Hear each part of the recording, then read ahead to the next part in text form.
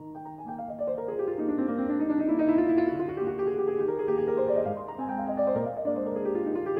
avez choisi d'aller voir aujourd'hui Sommeil d'hiver de Nuri Bilge Ceylan. 7e film du cinéaste turc, Sommeil d'hiver a remporté la Palme d'Or au dernier festival de Cannes.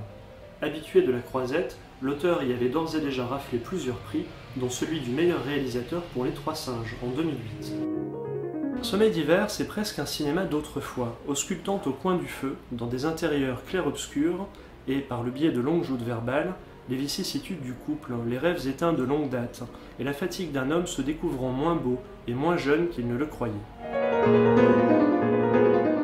On a souvent parlé à propos de Ceylan des influences conjuguées du théâtre de Tchekhov et du cinéma de Bergman. Si cela se vérifie une fois encore avec Sommeil d'hiver, Ceylan joue ici comme jamais auparavant sur la redondance des dialogues dont il fait varier la fréquence, entre vacheries lâchées dans un souffle et crispation soudaine, selon le degré d'épuisement, voire d'alcoolémie, des protagonistes. Si Sommeil d'hiver est en apparence un film de surplace, tant il est vrai que ses personnages ne font que circonscrire un périmètre restreint, tant il est vrai aussi qu'ils ne s'y livrent qu'à de faux départs. Si Sommeil d'hiver donc semble camper sur ses positions, il est en vérité traversé par des mouvements profonds et presque violents.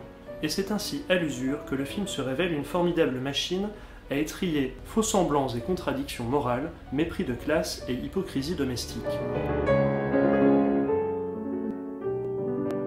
Dans un précédent film, Les Climats, Ceylan éditait en quelque sorte le bulletin météo d'un couple, le mettant à l'épreuve des saisons. Ici ne reste plus que l'hiver et les paysages monolithiques de l'Anatolie.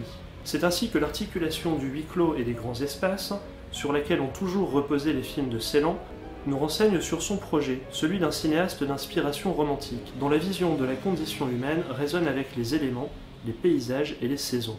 À l'éphémère des sentiments, nous dit Ceylan, répond la permanence d'un monde déjà vieux. Difficile dès lors de savoir si l'on a affaire à l'œuvre d'un moraliste ou d'un authentique désespéré. Si, pour ces personnages, il est désormais trop tard, ou si, pour eux comme pour nous, aujourd'hui comme hier, il a toujours été trop tard. C'est au spectateur sans doute qu'il appartient d'en juger. Bonne projection avec les fiches du cinéma.